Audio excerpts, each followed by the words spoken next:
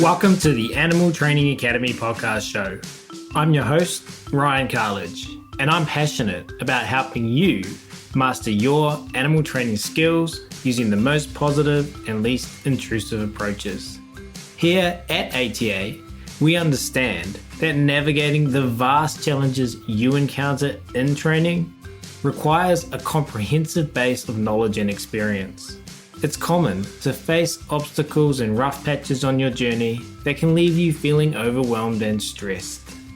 Therefore, since 2015, we've been on a mission to empower animal training geeks worldwide. We've aided thousands in developing their skills, expanding their knowledge, boosting their confidence, and maximizing their positive impact on all the animal and human learners they work with. We are excited to do the same for you. Simply visit www.atamember.com, join our vibrant community, and geek out with us. And of course, in the meantime, enjoy this free podcast episode as we explore new ways to help you supercharge your training skills, grow your knowledge, and build your confidence, so that you can craft a life that positively impacts every learner you encounter.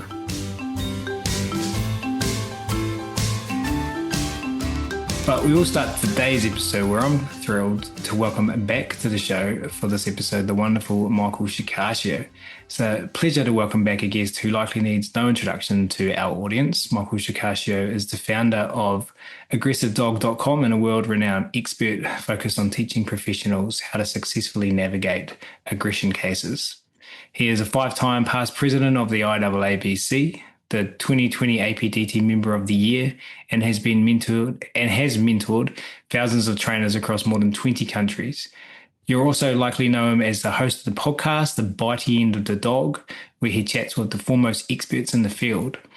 Michael joins us today not just to talk about behavior, but to discuss a massive new event in our industry, the Canis Conference, and its vision for tearing down the silos in the animal care world. Michael, it's great to have you back. How's everything over on I don't know if you're on the other side of the world. My geography is terrible. In some direction on some other side of the planet. How's everything in Mystic? Hey, Ryan, it's good to be back on. Thanks for having me. All is well, other than Snowmageddon here. We just got over a foot of snow through most of the U.S. actually. So ice on the ground in more than one way, unfortunately, and a little bit of some ups and downs here in the U.S. But all is well right now after being buried under the snow here.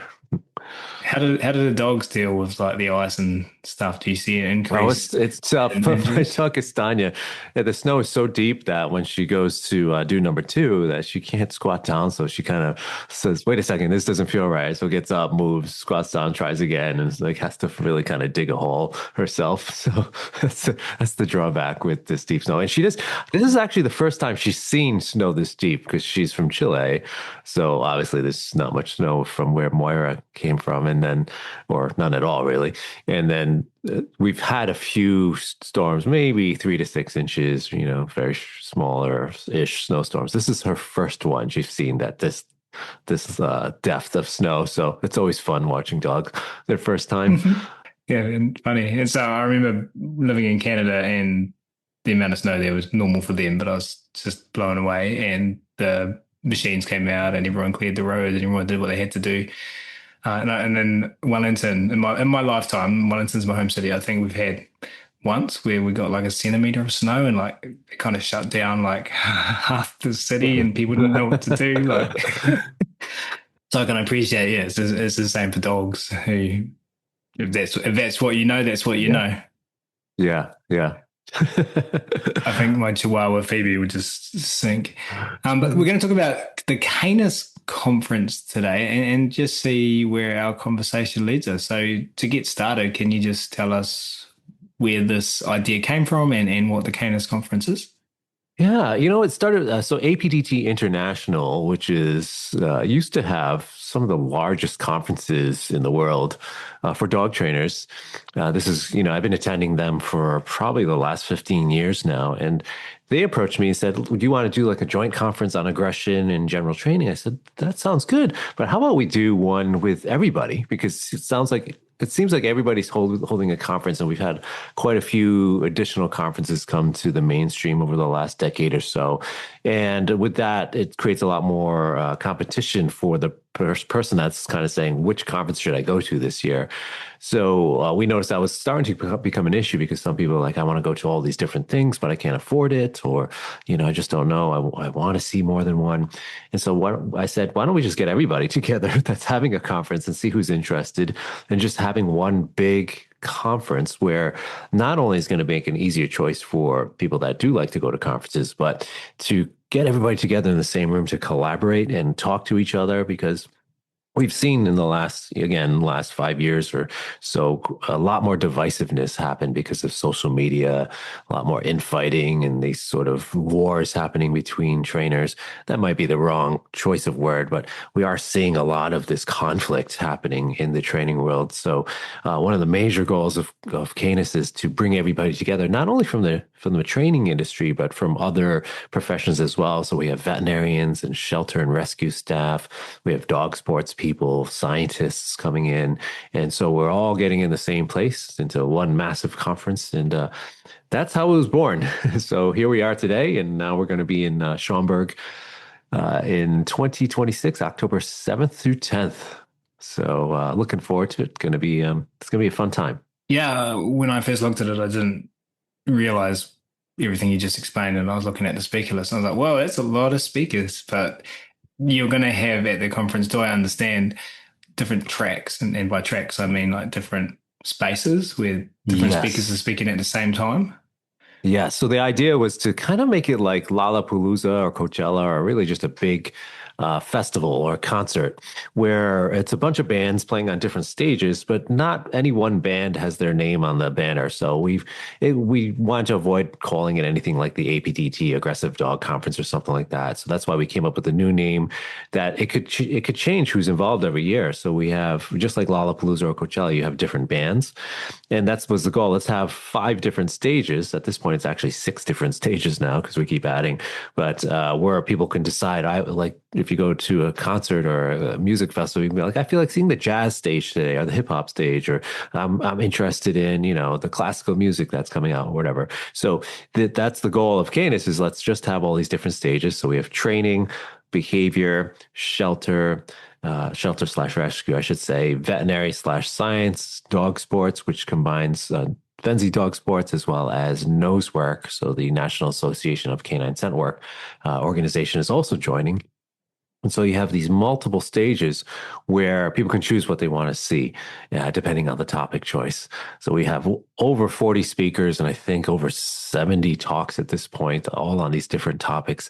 And again, it's going to be like a music festival. So a lot more fun than, and we're calling them stages, by the way, because we want that vibe of a good music festival. But we're going to have a lot more fun events. I just finished up talking to Dr. Patricia McConnell. We're going to do a sort of a VIP book signing event with Patricia McConnell there. We're going to have Top Golf with Tim Lewis. Dr. Tim Lewis is going to go doing the golfing out of the suites. I don't know if you have Top Golf out there in New Zealand, but here in the US, we have these, basically you can kind of sit and go hit golf balls into these targets, but you also have a bar and food and everything. So it's a very fun vibe. And there's a go-kart track being built right next door to the hotel. So an indoor Mario Andretti go-kart track. So we're going to probably do another event there, and tons of other events throughout. So it's not just going to be a conference. It's going to be very much a social gathering where people can come and feel safe and feel invited and included, and really just talk to each other, because that's what we're missing. Talking to each other face to face and sharing ideas without all the worry about conflict and what people are going to say or how you're going to be treated. That has always been the goal, is just to create a very inviting space where people can learn, but also have fun and make new connections. Golf with alcohol. I mean, what could go wrong, Michael? Nothing at all. You used the word safe and included there. I remember my wife, who's not an animal person, she's a social worker and the world's best mum at the moment, looking after our two kids. But she has learned over the 12 years we've been together about animal training, about behavior, about our industry. And she has at time expressed like, wow, I didn't realize in the animal training industry there was so much politics Mhm. and so much. I'm trying to really carefully choose my words here, but let's take the filter off and let's just see what comes out of my mouth. I didn't realize there was so much fighting and so much bitchiness and so much this, that, and the other. And I was like, yeah, I mean, there is, unfortunately. So you use the word safe and included there. Like what? Why do we need to feel safe and included? Why is this important to you? Is this important to you? Obviously, it is. I think coming from my first, I've attended my first conference, and I won't say which one it was, but it was about maybe 20 years ago. And, it was interesting. It was a great conference, lots of great speakers. I learned a lot. It just, it felt really lonely there because, I didn't know anybody in the training world. I certainly wasn't doing any kind of speaking or anything like that. So it felt a little alienating because you feel like, okay, maybe I don't belong or nobody's talking to me and try to talk to people. And then you don't realize that, well, we have a lot of also socially introverted people in our world. But when I say that, the dog training world, which is, kind of what we've discovered as sort of normal in our space. But that left me with a feeling, like I don't belong. And one of my goals from that stage forward, as I started to, work with different organizations and volunteer, was to create that place of safety, meaning somebody can come in and feel invited, welcomed, and not like they're going to be criticized, especially with it happening online. So that's one of the things I really tried to do with the Aggression in Dogs conferences. It's just create that atmosphere. And what you find is most people will see that atmosphere and it becomes almost like social facilitation, right? People are just enjoying each other's company, seeing the openness, the inviting tone, and it becomes contagious. And so I'm so proud of and I see it in the ATA community as well. I'll give you guys a shout out because it's just, if you create an atmosphere of, hey, we're inviting you in. We can share ideas. We can even talk about our differences without criticizing each other, regardless of the background or methodology you come from. And that's important because everybody starts out somewhere with a certain methodology, depends on what they're exposed to and who they learn from at first. And sometimes you're open for criticism from others, actually. I should say all the time, because there's nobody I know that hasn't been criticized by someone in their life in the dog training world. So that was the goal, really. It's just let's create a completely different atmosphere where people can come and escape the animosity and the divisiveness that's happening online or sometimes even in person, but just let's create a welcoming, inviting, safe event. And that safety comes from the attendees. We can help set the tone rather as the folks, putting on these events or organizing these events, but it really boils down to the community and the atmosphere that's set. And I can't thank the attendees enough. We've had lots of loyal folks that come to the Aggression in Dogs conference every year, and same folks every year, and they really do set the stage. So that's my goal with Canis, just at a much more massive level, which I'm hoping will ripple, as we like that word here, is to ripple throughout the industry and create this space in this community where, hey, I feel safe here, even if I have different ideas or different methodologies I bring to the table. I can still feel okay to come to this place and not worry about getting yelled at or criticized or kicked off stage or something like that. So yeah, that is my goal, and that's the goal of Canis, and that's the commitment I'm going to have moving forward, because I think we need it in our industry. So just to put in words, what is the commitment? How would if you to summarize the commitment in a succinct sentence or two, what would that be? Not only just creating the safe space we were talking about, but ensuring professionalism, mutual regard, and respect for each other in our profession, because I think professionalism has really fallen off the table in many ways, ensuring ethics, ensuring ethical treatment of each other, and setting the bar for our industry that's of professionalism. And because right now, I fear that those looking at the industry from the outside that may not be deep in the trenches of what we see with the politics you were just talking about, is that we're going to become one of those professions that if you, and I always say this, but I won't pick any particular profession that's out there, but think of a sleazy profession where you hear about this person doing X, Y, or Z as their career, and you're like, oh, ooh, you kind of immediately brings like a visceral, like, oh, you do that? Oh, that's what's happening to the dog training industry. And I see it. I'm witnessing it from many dog guardians that are saying, what is wrong? We don't know who to listen to. We don't know where to go for information because everybody's just fighting all the time. Everybody's saying what's wrong with the other. And we're seeing some really terrible behavior from these quote unquote professionals, professional trainers directed at each other. And you have to think about how much that influences the public. Like if I'm going to go see, for instance, somebody I need help, let's say it's a doctor, and I suddenly see all these doctors fighting with each other, calling each other names and being totally unprofessional, that's going to leave a bad taste in my mouth. I'm like, this person's going to operate on me and maybe save my life, and yet they're treating this other person like this. I don't know about that. And we have to think about that with a lot of dog guardians that have serious issues, behavior issues with their animals. They're really needing help, and they're in often a place where their emotions are can be easily affected by what we do as professionals. And so think about if when they come into this and they're looking for help and they see us treating each other that way, you got to imagine the distrust or concern that happens. So that's another big goal of mine. Is just I'm worried about the state of the industry and moving forward and the future of it. So again, the goal of Canis is to counteract that, but really beyond Canis, that's what I've been striving for. Even if I put myself under fire, it's okay, because I think it's well worth it to help, again, do what I can to hopefully steer this industry in the right direction. You put yourself under fire. You're kind of known in the industry, would you say, for when you say put yourself under fire, what do you mean? It's sticking my neck out for what I believe in, is that because here's what it comes down to for me, is that I've learned, I guess, through desensitization or maybe habituation. You can help me. I'm feeling the right word there, but a lot of exposure to being criticized over the last, probably 10 years, but more so in the last 5 years as social media has gotten more divisive. I don't focus on any one individual. I focus on the issue, which is this divisiveness and how people can treat each other.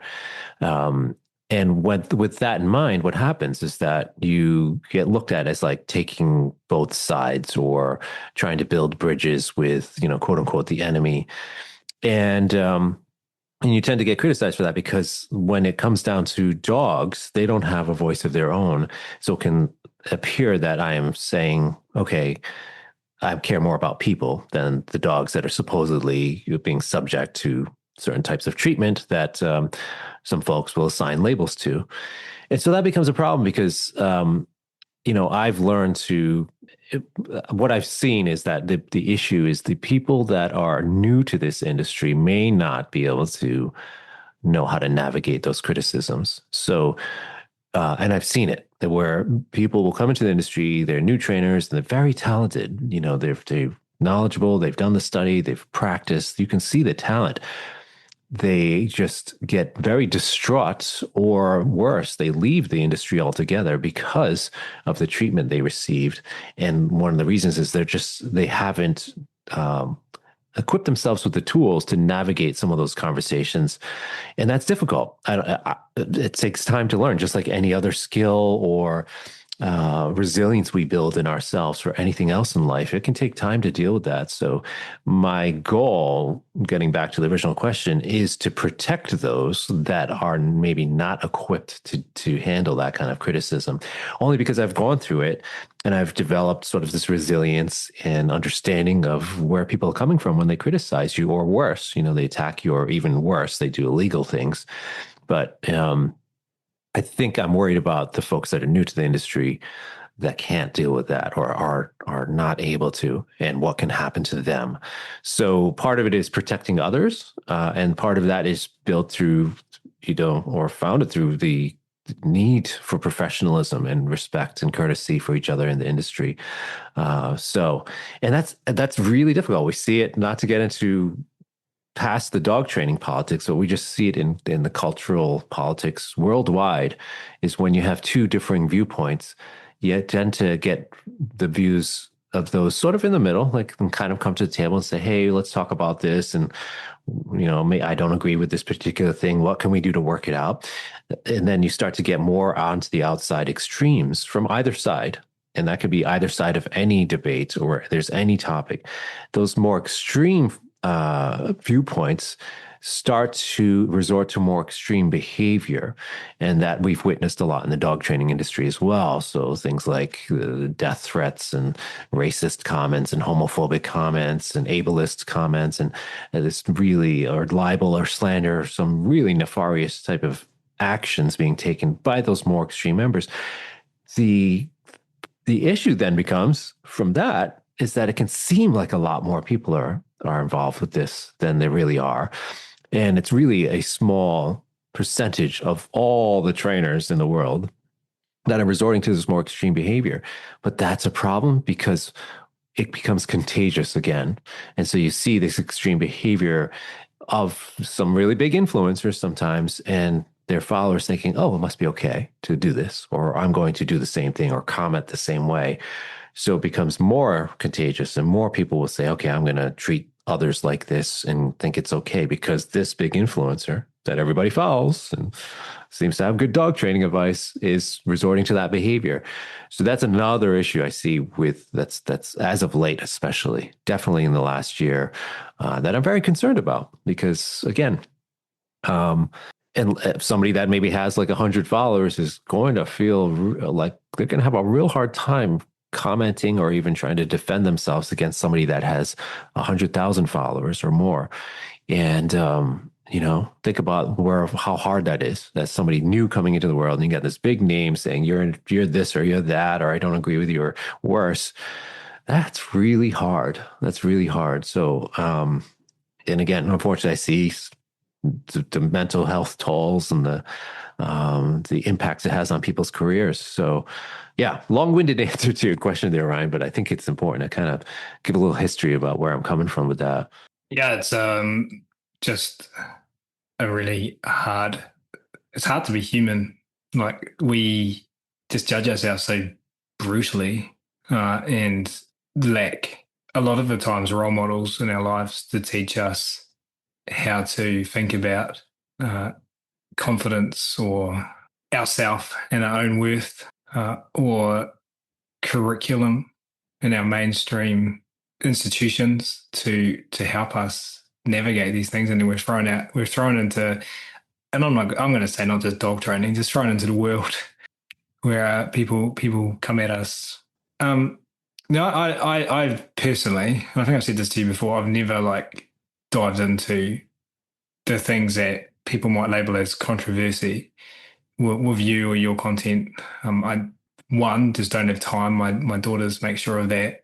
And two, I don't feel a pull myself to necessarily engage in those things. What I do know is you've created content with us at Animal Training Academy many times. We've had the pleasure of hanging out in person when you came to New Zealand. Got to know that. I'd consider you a friend in our industry, and just have absolutely no reservations about advocating for and promoting you in Animal Training Academy. The reason I'm bringing this up is I love having you in Animal Training Academy. Absolutely love it. But I know that every time I do, people are going to message me, Mike. And you know what they're going to say? I'm going to leave Animal Training Academy because you're hosting Michael Shikashio. And I'm like, okay, you're welcome back at any time with open arms. Does that surprise you that I say that? And what do you have to say to these people? Yeah, it doesn't surprise me at all, actually. I'm aware of that happening with, I think, pretty much every single workshop and conference I've done in the last 2 years. And quite honestly, it's probably the same people that I'm aware of. And that's okay. Everybody has a right to their voice and to express their opinions. And what I don't excuse is when it gets into crossing the lines of ethics and, the nefarious behavior I was talking about. So, I encourage anybody that has issues with a speaker or somebody, any companies hosting, to express their concerns. However, I think those when doing so, it should come from a genuine place, and that's the unfortunate gray area we see, is that the sometimes people will make up things or embellish the truth, which is a problem because it's hard to know what's the truth and what not, or what's not, unless you actually approach that person those comments are being made about. So, and I give full respect and credit to any host or anybody that reaches out to me and say, "Hey, is this true?" or "I heard this," versus "I'm going to just cancel this person because such and such said so." So as a host myself, I'm always doing that because same thing, will get contacts, people messaging me, "Oh, you're hosting this person. I just don't agree with them." And I will approach that person like, "Hey, is this true?" Or, I heard this thing. And most people are very gracious about explaining their side. So that's part of it. But yeah, you're going to see the same names. And that's the contagious behavior I was talking about, is that, people will comment in Facebook groups or something like that. Oh, Mike believes in shock collars or whatever, like something, some statements like that. And next thing you know, everybody thinks that in that group because I'm not there to defend myself. Or maybe, there's a couple other people like, "Yeah, I heard the same thing." So it becomes the gossip mill. But for me, it's okay because, it doesn't bother me anymore, right? Because I'm allowing my reputation and integrity to do the talking. So that's an important message to those that are starting out. Once you're in it long enough, you're going to have people criticize you and people come after you, no matter what you do. And if I can think of any big names in our industry that I've talked to, every single one of them has had somebody comment or say something or contact the host about them. Maybe they don't know about it or not a lot of times, but if you can think about it, anybody even listening right now, think about some of the big names in either side of the industry, and I can guarantee you that they've had the same thing happen to them, just because there's a small group that aren't going to agree with most people out there. And it's a lot of the same names, unfortunately, a lot of the same names attacking myself, as well as quite a few other trainers that are out there. Same folks coming after them if they don't agree with something or that their person's doing, or something that the person didn't do. so, um, so yeah, it doesn't surprise me. But I do want to call attention to it because there is, again, it's the speakers that maybe they're just trying to get out there. Maybe it's the first time they're invited to speak for ATA. Maybe it's, only their third speaking engagement or something like that. That is really tough. That is really, really heartbreaking when somebody's just trying to get out there and offer their knowledge and insight, and then somebody's contacting the host about that person. That's really terrible, especially if there's something not true. So yeah. Anyways, again, I try not to make it about me. I try to make it about helping others, everybody else that's out there that might find themselves in the same shoes. I'm okay with it because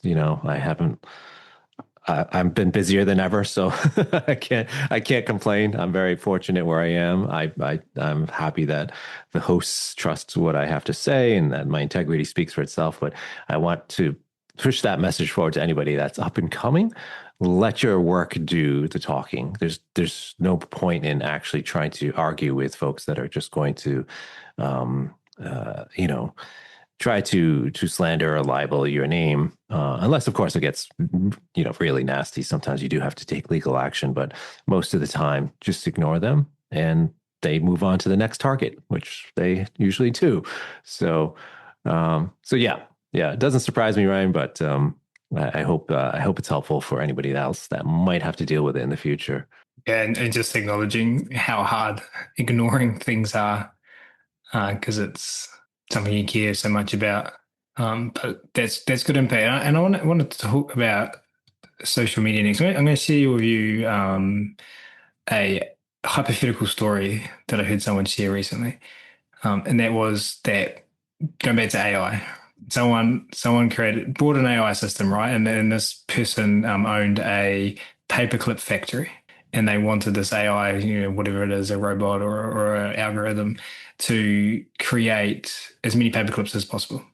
Right, so it gives the AI this command, and this paperclip AI goes to work, and it makes more paperclips than this guy's ever seen in his life, and his profits go through the roof, and he's very happy. And then it devises a way to take over the paperclip factory in the next state along, and it does that, and now it's got double the amount of paperclips, and then it takes over the country, and then takes over weapon systems, and just creates paperclips, and then it takes over the world, and it just pumping out paperclips, and then it builds a rocket and flies to another planet and takes over that planet and builds paperclip factories, right? And it's a silly story, but the idea that the story is trying to get across is that no one knows the consequence of what we're doing right now in terms of AI and giving it instructions, and there's minimal to no guardrails around this stuff. And there's a race to be the first person to do this, that, and the other. And so social media, I'm saying all of this to come back to social media. Social media is potentially, and I'm not knowledgeable enough to state this as a fact, but I think what's happened to social media is that we've created an algorithm to say, yo, social media, can you grab those people's attention? Because we want to sell them advertising, right? And then so you think, and so everyone kind of knows this, but I think the paperclip metaphor kind of gives us a new way of thinking about it, is that we say, grab the attention, and then what gets attention is hate, division, and fear, and all of these things, right? And we don't know what the consequence of this is. And we're kind of seeing it play out, whether in the dog industry or in other areas in the world. So with that story as the context, I want to put to you, and to these young speakers who you're trying to protect, what do you have to say about social media use as a professional dog trainer in 2026? Yeah, you know what? I think that there's some things that they should teach us in school, right? And I think especially young kids should learn about how to navigate social media and have to learn how to have conversations on social media. And I think that's for all people, really, non-social media. But you're right, the algorithms really fuel the posts that are controversial or are meant to criticize others. So if you see that, if you kind of step back and look at some of the most known influencers in the dog training world, I'm not saying all of them, certainly. There's some really wonderful accounts that just push out very high quality value information, but many of the accounts are growing because of their whole platform is built on criticizing others or building likes and views through controversy or criticizing somebody else's technique or doing something that fuels a lot of divisive comments in their comment stream. So and it's hard. That's how reinforcement works, right? Especially for the people on those social media accounts. Saying, well, this worked. I got a ton of views and shares, and now the creators fund is paying me X amount for this post. Of course, it's going to be it's multi-layered reinforcement, right? Not only just the financial investment or incentive, rather, for some of the folks, it is the attention and growing their channel. There's so many reinforcers happening for that. So it creates this controversy, and the same thing can happen to their followers. So on a post that, this is how you teach your dog to sit, and this is the cookie you can give, you comment, great job. You might get one like from the creator. But if you go into a comments thread that's, saying, oh, this person's bad because they use this particular tool, And then you comment in there, oh yeah, they are, and this is bad, and you can get 40 supportive likes there. So it's reinforcing not only to the creator but to the person that's following along with that. And so that person gets reinforced, and then they're like, okay, this works, so I'm going to try this for my own channel, and it becomes this really terrible cycle of we need to create controversy to get more shares and likes and views. So I don't know how to combat that because let's face it, that's what fuels social media. So yeah, I think though what I'm seeing and I'm hopefully going to see continue is that there's quite a contingent of trainers that are really getting tired of that, and they're seeking community in a place, or safety in a place that is without the divisiveness, where they can share ideas without being criticized or the fear of somebody trolling them or worse, or screenshotting and all this other stuff. Now, there are some nice Facebook groups out there like that, or discussion groups on Reddit and things like that are generally safe, but as you know, it's very hard to keep that kind of vibe in a community without tons of moderation. So the way I find it is that you have to have more folks that are willing to get in there and know how to have those crucial conversations, know how to respond with empathy and compassion to set that tone. It can't just be one person or through this moderation. It's got to be a community of people that are all saying, you know what, I'm tired of the divisiveness and all the hate in the world. I want to go somewhere where I feel safe, but I can also support others and we can talk to each other like adults and with respect and professional courtesy. So that is missing in social media as we know it. And that's the issue with what we're seeing in the dog training world. And really most industries where there's not a ton of regulation, you're seeing that across social media. So yeah, yeah, I have a lot to say, but I can see a question brewing in your mind, Ryan. Couple. My first question is, let me preface this with a perception. We in the industry can tell when there's some controversy, right? Because you open up your social media and you start scrolling mindlessly a lot of the time, and you see one post, two posts about somebody in the industry who said something or done something, and then there's the current controversy. We might go for periods of none, and so you've been embroiled in some of that, and I can't remember the specifics of them, but I remember seeing stuff. I think maybe when you were on Ivan's podcast, Yeah, and then I can go to your profile and see your post, and I can see the ballooning of engagement on that post. mm-hmm. So I can imagine for someone who's got a business and growing a business, like yourself, that there's a dissonance there for you in some degree. Like, no, I don't. This isn't what I want to talk about. This isn't what I'm trying to do. But at the same time, on some primal level, you're human, and then just talking generally, not talking about you, just talking about like human beings. But like, oh, I like this recognition. I like this status. I'm getting this reinforcement. I'm getting this engagement. Like, how did you navigate that? Did you feel any like, oh, this is like really engaging, or like how did you navigate those two things that we're talking about other people navigating? That's a really great question because, that's maybe 3 years ago that was on, I think 2.5, 3 years ago, I was on Ivan's podcast. And that certainly wasn't my first stepping into the muck of controversy. I've had it over the years. I was president of the IAABC for 5 years. So I'm kind of used to, I've grown used to the, quote unquote politics in the industry. So at that time I didn't expect to get so much traction on it because it was, me, quote unquote, as many people say, hanging out with balance trainers or platforming a balance trainer, something like that was the typical argument. And then, but I had done that in the past. I've been on many other podcasts where it's, again, the folks that are hosting the podcast might be considered or label themselves balance trainers. I'd spoken at balance training conferences. So, when I did that podcast, I was like, okay, it's just another day of talking on a podcast, but it blew up, of course. And so at the time I was like, I wonder why there's so much attention to this and not the other things that I've done.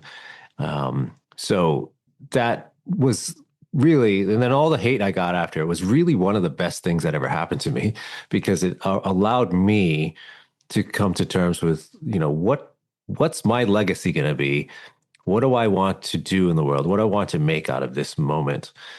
And, at first I was a little defensive, as I expect most people to be. When we get criticized or attacked, we get defensive. So I put out a couple of posts kind of explaining what happened, or the reason for talking with the other side, so to speak.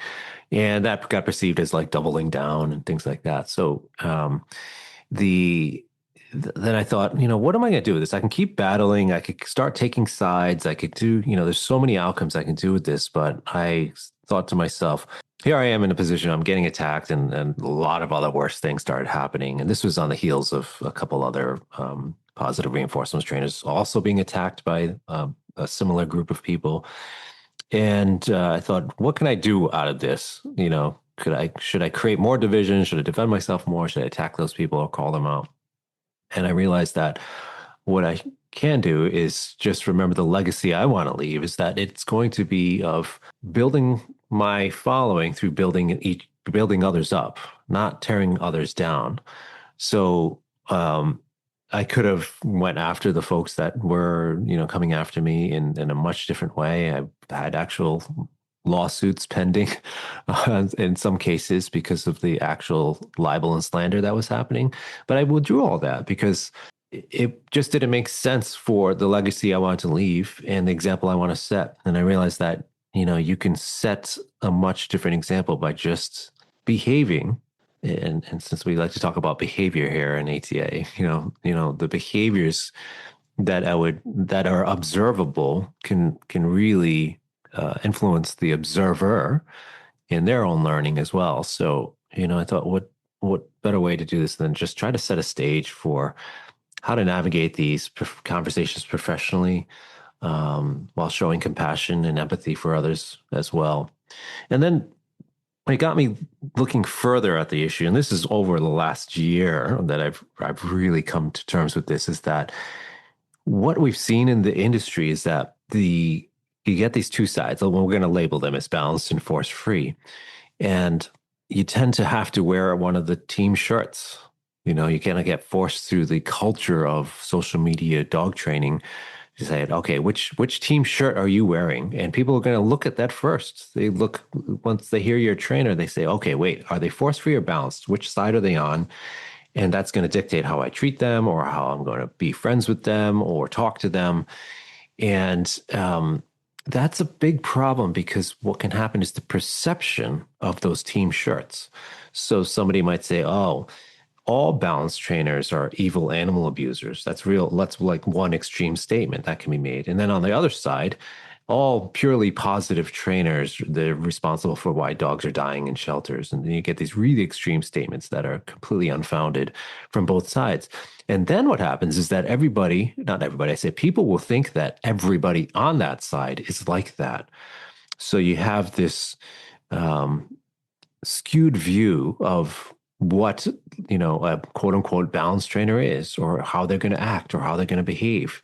Or same thing, a balanced trainer might have this skewed view of how a force-free trainer is going to behave or treat them.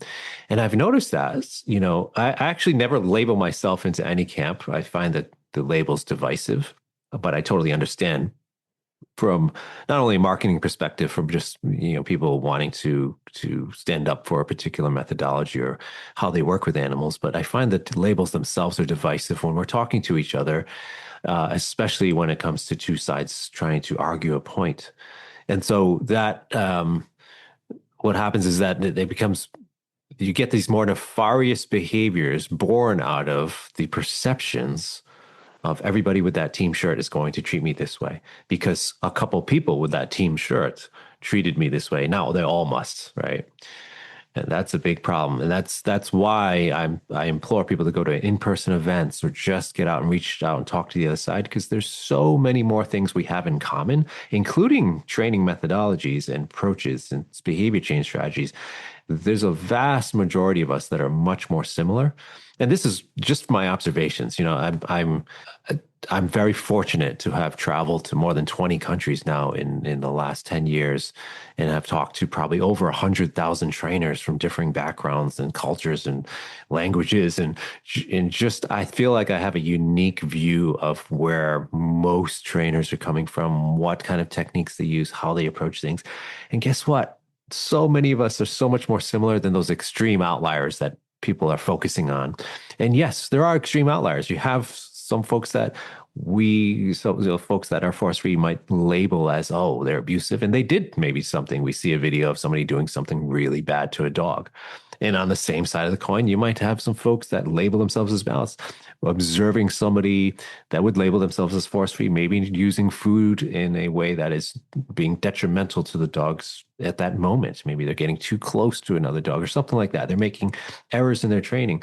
And they say, oh, see, they're all like this. And next thing you know, it creates this picture of, for that particular person, especially if they're new to the industry, right? And they're saying, okay, I'm going to be such and such a trainer because I aspire to these other influencers and I want to be on their side. I'm going to put this team shirt on, but all those other trainers with the other team shirt are bad. So now I must defend my team no matter what, doesn't matter what cost.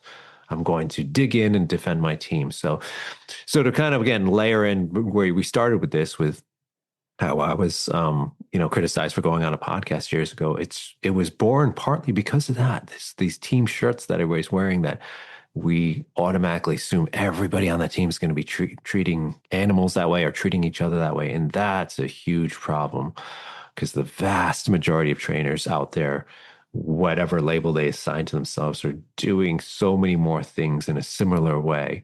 And there's going to be people that disagree with me on that. They're going to say anybody who uses X, Y, or Z tools is abusive, or they should know better, or they should learn, but really, is that the case? I mean, we have to think about people's environment, right? Our experiences, just like our animal learners, all of them have a unique experience, unique learning history, unique exposure to certain things. So just like the animals, us as humans, depending on where you live or who you read or who you follow or what your algorithms dictate or what AI has spit out to you in the suggestions, it's all going to influence how you select your methodology and your training tools and where you are in your journey. And especially anybody who's come over from a crossover background like myself, you can see that there's going to be different points in your journey, and nobody should be faulted for taking the journey, and what their environment is going to dictate, how that's going to influence everything we've just talked about. So, yeah. So I'm passionate about it, as you might tell, right? That I think we need to be kinder to each other and come from more understanding, to really start to shift this tide away from the harmful behavior we're seeing. I listened to a podcast episode. I can't remember who the guest was, but it was on Brene Brown's podcast. And this guest was sharing about road rage. And they were sharing about how they turned into a gas station and they cut someone off. They were in the wrong. They completely cut someone off. And this driver in this other car, they could see them. They flipped them the bird.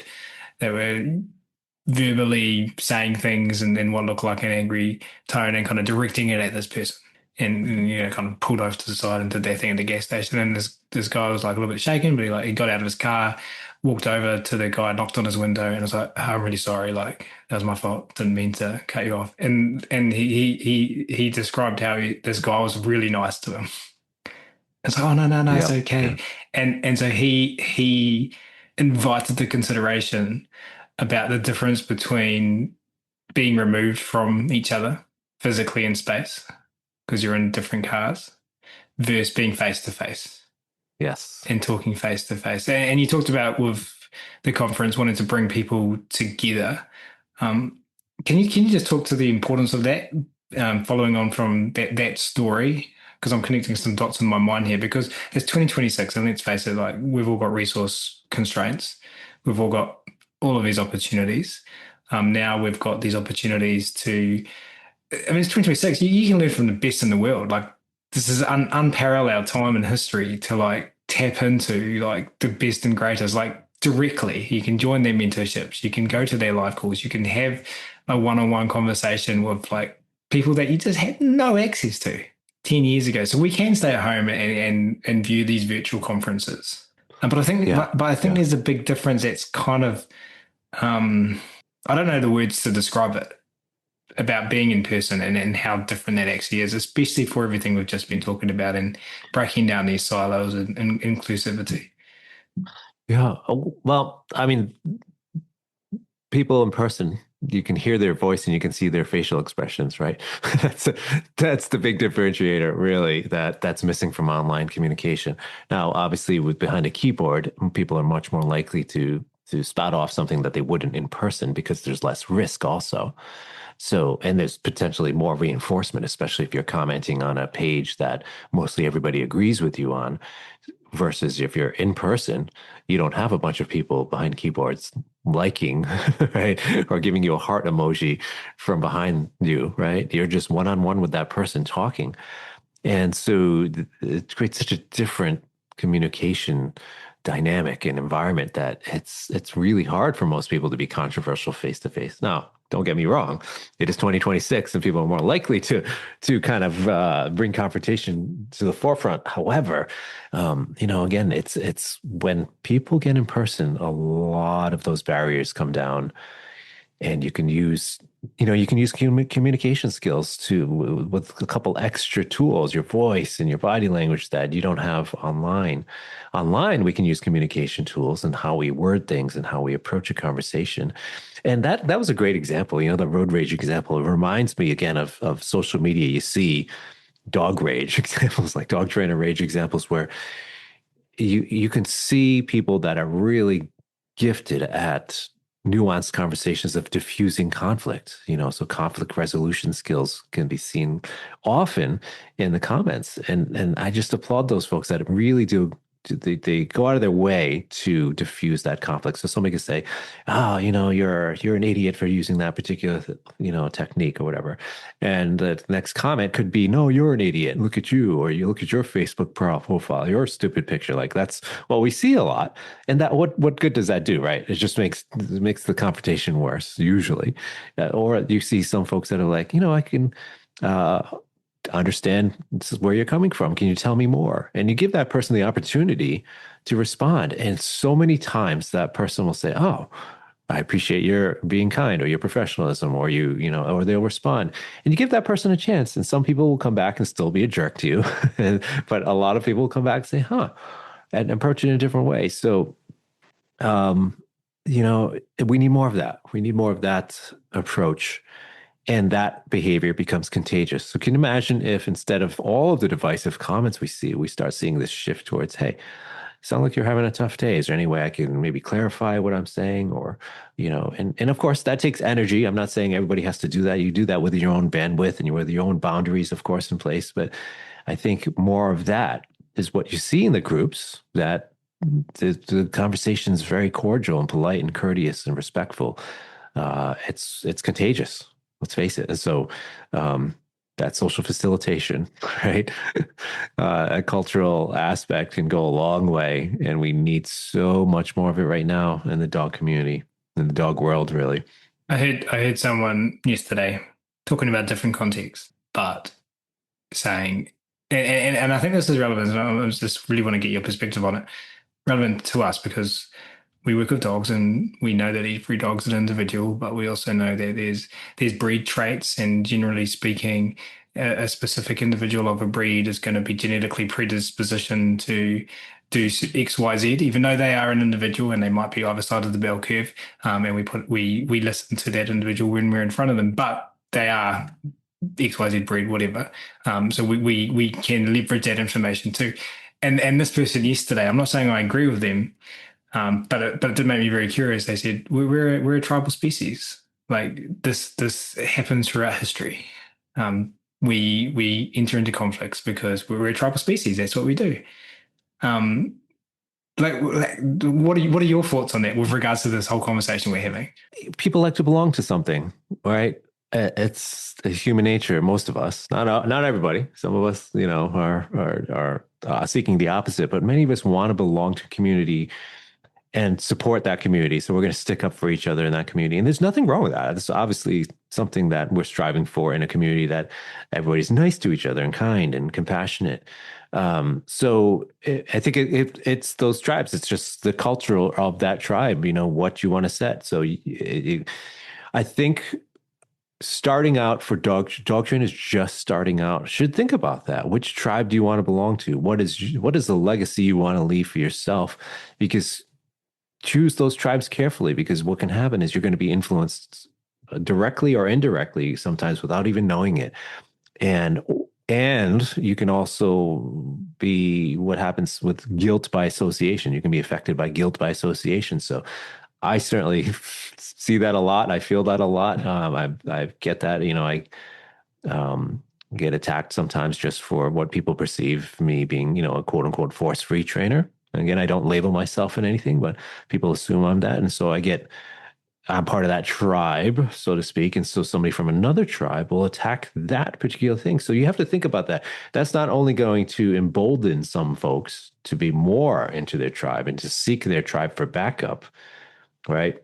But now you also are subject to the potential stones being thrown because you are part of that tribe. So there's a lot of considerations about who you surround yourself with and which tribe you want to belong to, and how that affects you individually, and how you're going to affect that tribe.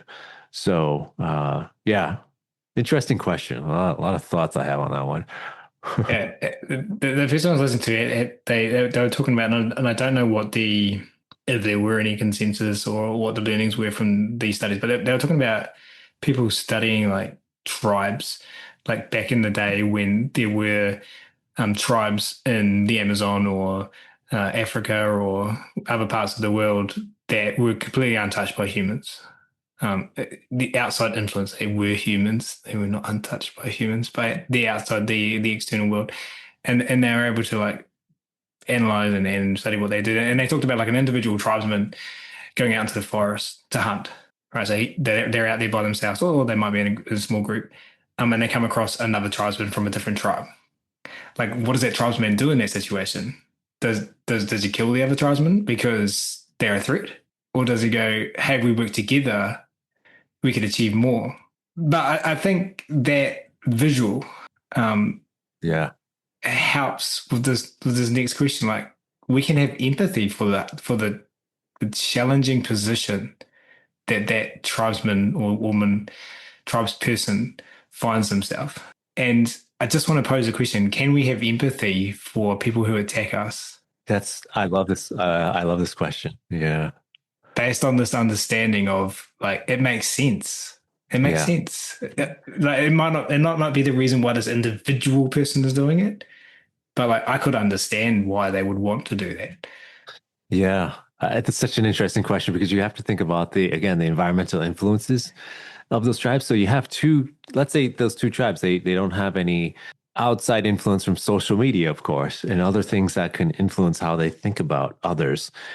So, let's say one tribe, they have a history of kindness and empathy towards one another in their tribe, and they've learned a couple other tribes they've assimilated with. They were kind and open and offered food and took them in and put some warm clothes on and things like that. Maybe that's their culture, but the other tribe, maybe their culture is all outsiders are potentially dangerous. They could bring diseases, and they treat their kids poorly or whatever. They have these conceptions about other tribes.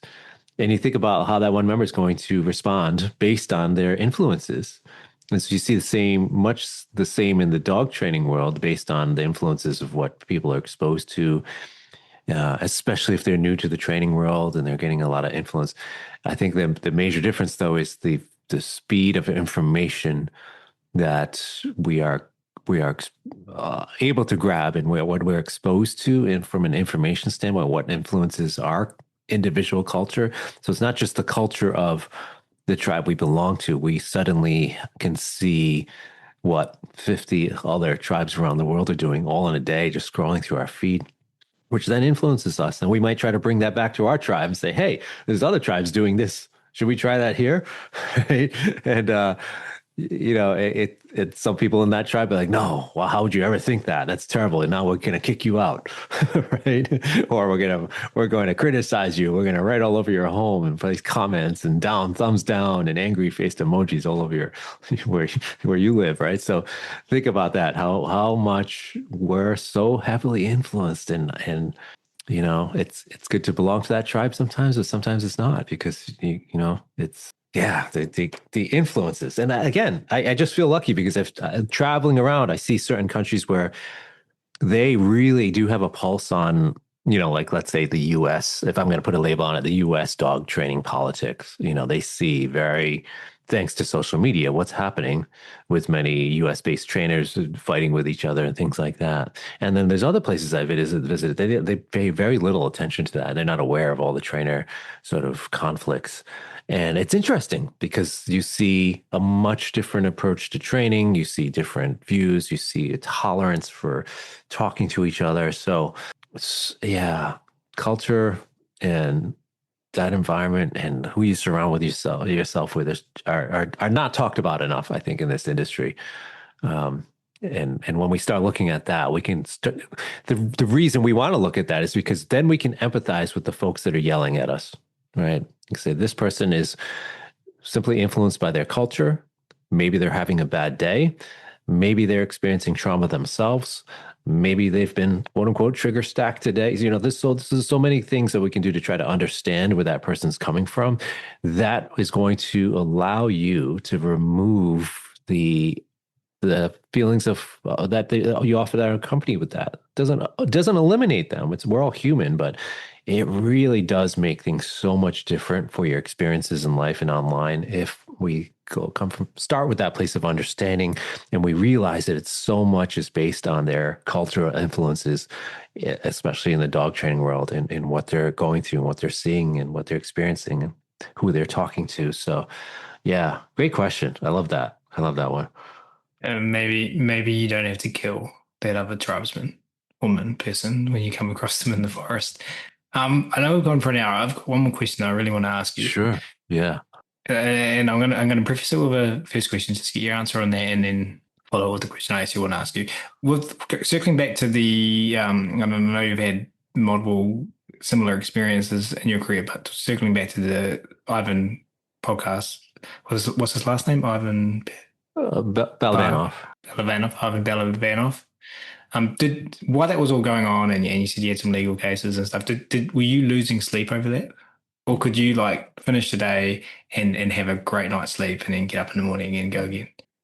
There was a couple nights where it was mostly just me thinking about how I'm going to respond. So, because I'd again been through some controversy, again with I remember this was going back about 10 years ago now. So it was, I'd mentioned on a Facebook post, my issue with the term force free, and for whatever reason, it got construed as I'm sort of breaking up with force free. I'm no longer force free or something like that. But it was me just expressing my concern with these labels because they're divisive. So that time I had lost some sleep because, I didn't know how to navigate it. I didn't know how to, nobody taught me, and nobody really does teach you. And that's why I'm speaking so loudly about this now, is that I'm trying to help other trainers to say, it's not if, it's when. So it's much better that you prepare for yourself for this. Just like if you're prepared to break up a dog fight, right? If you're working those kind of cases, it's going to be much less stressful. You're going to have the tools and knowledge to navigate that difficult or stressful situation. So I didn't know how to do it then. I taught myself, and I kind of learned how to kind of deal with controversy or criticism, especially when there's so many people keeping their eyes on it. And so when the Ivan situation came around, I kind of went back to what I learned and kind of equip myself with those tools. But I learned so many things also since then. So it's sort of continuing to build on what I learned in the past. So to answer your question, losing sleep, more so just because I was thinking about how I wanted to ensure I can address the concerns respond to criticisms, respond to the more nefarious behavior as well, because there's lots of layers to it. You want to respond to the people that are well-meaning, saying, "Hey, Mike, what do you mean about this?" And you want to take your time to respond to those folks with the information they're looking for. And then you have people that are super supportive, of course. So you want to thank those people and really say you're going to be there for them too, because that's the goal here, is we're supporting each other. And then you have the third class, or sort of folks that are just really resorting to illegal, really, I'll label illegal behavior. So slander, libel, death threats, those kind of things. So you have a few different things you have to deal with. And I had to separate all those things in a way. So I had a way of navigating how to approach this moment. So though the sleep was lost in, okay, I've got to get up tomorrow and do X, Y, and Z to talk to these folks first, these folks, and then address those other folks. So yeah. And I guess the biggest thing that it takes a lot of time, a lot of time time is, as we know, is our number one asset, our number one commodity. And I didn't like losing the time that I could have been spent doing other things. And that's the other thing I implore too. It's like, if you're a trainer and you're starting out and you're going to spend most of your time arguing with other trainers, that doesn't give you a lot of time to train dogs, spend time with the things you like to do, whether it's in this industry or beyond. So, I'm jealous of the folks that don't get involved in it, because then they have so much more time to do other things they like, right? Well, I don't get involved with it because I see what would be involved in engaging in it with a way that would make me feel comfortable. But that doesn't mean I have any more time, Mike. Yeah. So there's a reason I asked you if you lost sleep. Reason being is, recently I just had a professional experience where it didn't go the way I wanted. I didn't conduct myself the way I wanted, and I lost sleep over it. And I would reason with myself, like, and that this is what happened. This is what you learned. These are opportunities in that moment. But for me, the next night I'd still lose sleep over it, and I was sitting there going, "Why? Like, why is my brain doing this to me? Like, why is my brain making me just circle through the same thing over and over again?" And I have my theories, I feel like I'm threatened in some way, like my professional identity or my professional career. Like I put myself in a position where I'm threatened, or whatever the reason was, I don't know. But I it was like 11 o'clock at night or something, and then I get up 5 or 6 to work. But I was like, I'm not lying here and just doing this again. So I got up and like just opened my computer and like just spat it all out. Like, what did I do that I think I did poorly? What did I do well in this situation? Really importantly, what are my lessons that I learned from here, and how can I mitigate the same mistakes in the future? And that just helped tremendously. Didn't eliminate it altogether, but then I could revisit that document and I could add to that document. And now when another similar situation arises, I can open that document up and see how are there similarities here? How can I not make the same mistakes? So the point is, I came up with a process. And I employed it, and I had a way to navigate that I taught myself. Like, no one taught me that. Mm-hmm. Yeah. This is a long-winded question, but I just see an opportunity here for value from you for our audience. You said something to me a long time ago, and it probably was off the cuff, nothing. But you said you used to leave your dog consults, and you just used to drive home, and you used to use that time in the car to ask yourself, like, what could I do better? And you said with the Ivan thing, it was one of the best things that ever happened to you. And then you explained why, because of the lessons you learned and all of this stuff. And you said you lost sleep in previous situations, but when Ivan came along, you didn't lose sleep because you'd already gone through that learning. So the opportunity I see to provide a ton of value for our listeners right now, because you also said at the start, like you want to protect those young trainers. You're worried about them leaving because we don't necessarily have these skills to deal with those things. What do you have to say to trainers based on who you are? And you probably don't know because you've only got your own perception of the world and no one else's, but I sense in you something that you just naturally do. Yeah. I think it is asking good questions. Yeah, this is a great question. We're getting philosophical here. We're getting deep. I love it though. I think it's similar to what you were just saying. Is self-awareness is so important, um, and it takes time. It's definitely not something that happened to me overnight. It takes time in your journey to think things through because what we experience, let's say something uncomfortable like that happened with you, or just something that, you're thinking about the decisions you made or the words you said, or, the situation itself. And so there's a lot of second guessing, like, oh, did I do that wrong? Or did I say that wrong or whatever? Or similar, like I was saying, when I drive home from my consult, sometimes it'd be like an hour drive. And that's a lot of time to do some thinking. And that was really a gift for me because it allowed me that time to sit in my thoughts. Because what happens when you're so busy and you're going from one thing to the next, you never really get to sit too deeply in analyzing things, right? And processing things through your framework of self-awareness. So, because one of the feelings that comes out is like anxiety or fear or, stress, frustration. We get these icky feelings and we're focusing on that much of the time.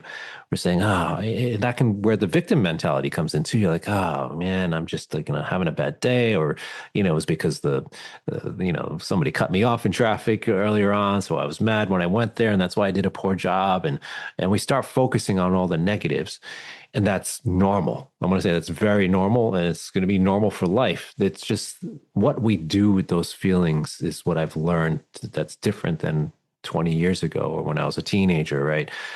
Is you're going to experience these feelings, and we can go immediately to blaming somebody else or blaming, whatever's happening in that moment. That's why my anxiety is this way.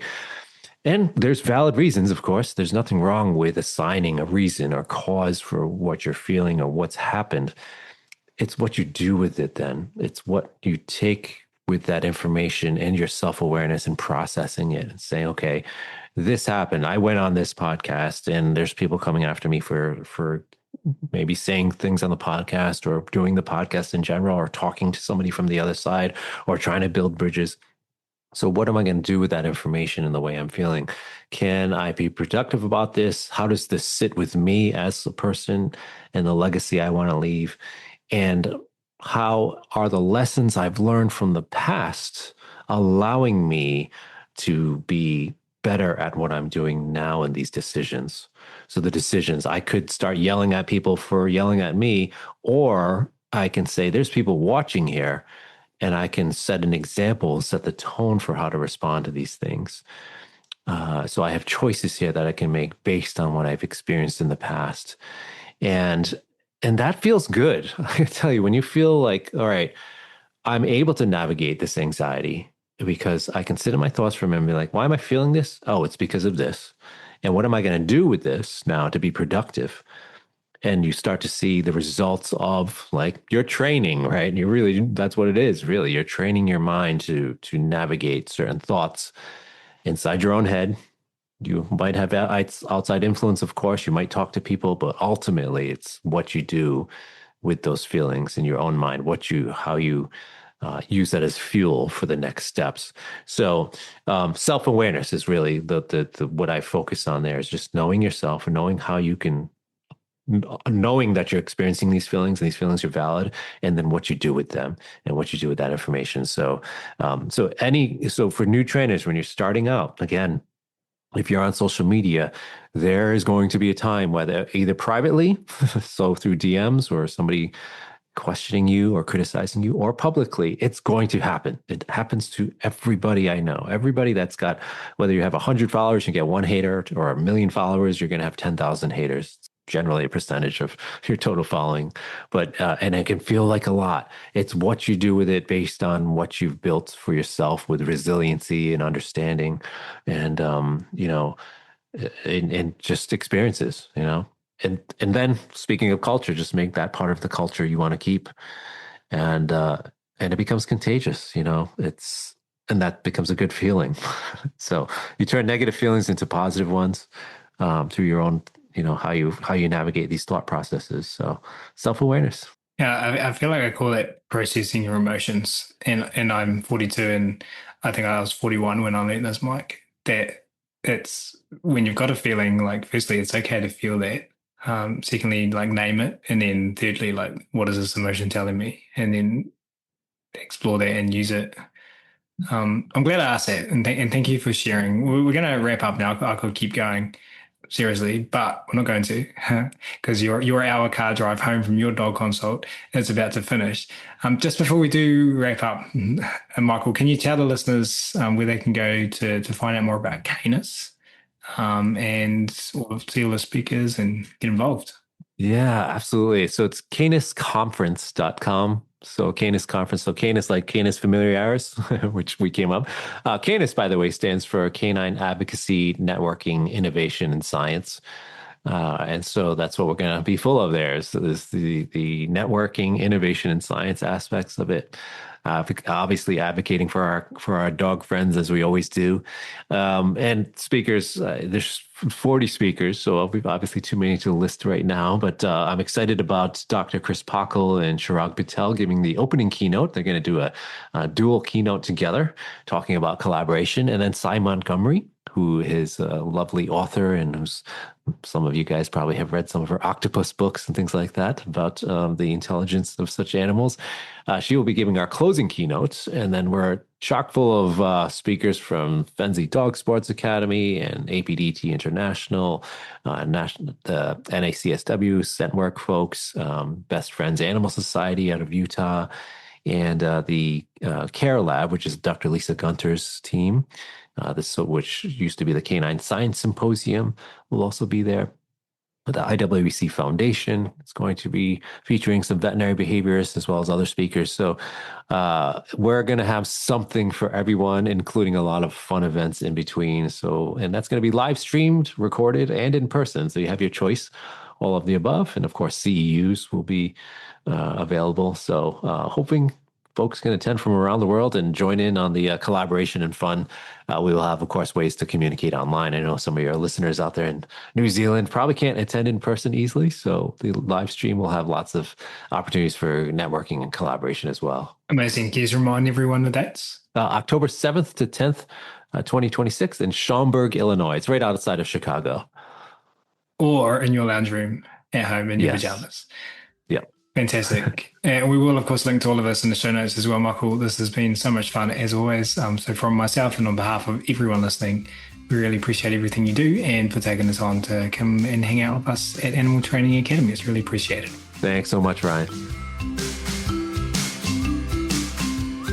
And thank you so much for listening as well. This is your host, Ryan Cartlidge, signing off from this episode of the Animal Training Academy podcast show.